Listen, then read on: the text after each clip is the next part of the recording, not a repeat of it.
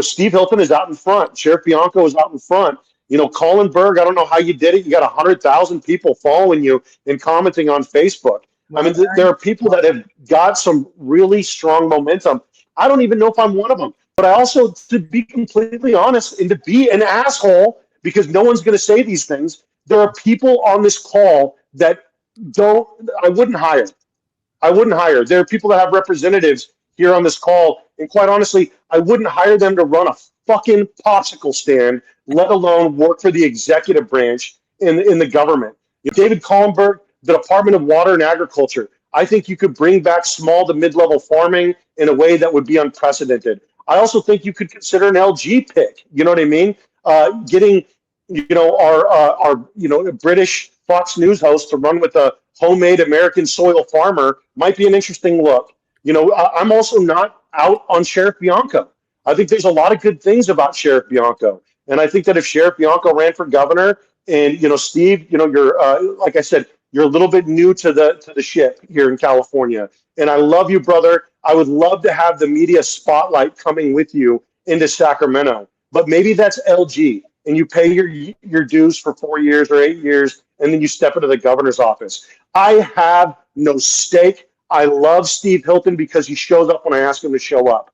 I love that Sheriff Bianco has drove out to LA and stepped into a hot room. I love that Kobe Markham has stepped into a hot room and whatnot. But Kobe, you're a little bit freaking wild and a little bit inexperienced, and that kind of shows up on your sleeve.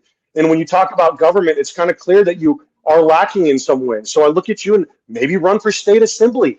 I know for a fact where you live, you have a Democratic assemblyman, a Democratic senator, and a Democratic congressman.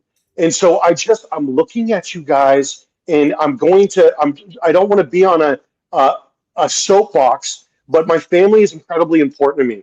And I don't want to lose my family to save this state.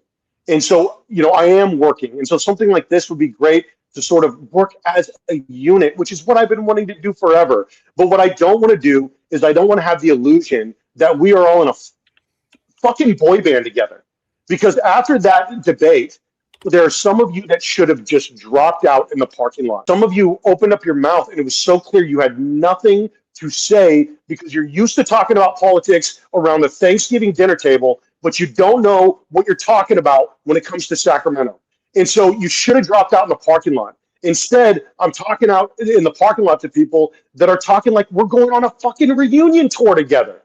Like we're going on a freaking, like we're all the last surviving members of the Eagles, and we're all going out on tour together. I don't even have friends. I don't want to hang out with you guys. No offense. I want to save my state. I'm desperate to save my state. I'm desperate. But when I look at what we're doing here, it's becoming a circus in some ways. And I don't want to be the ringleader in the circus. I don't want to be a clown in the circus. I don't want to be anything in the circus. And so I feel like some of the people, for the sake of the wine that we are drinking, we have to stop watering it down. And we've got to we have to start eliminating people.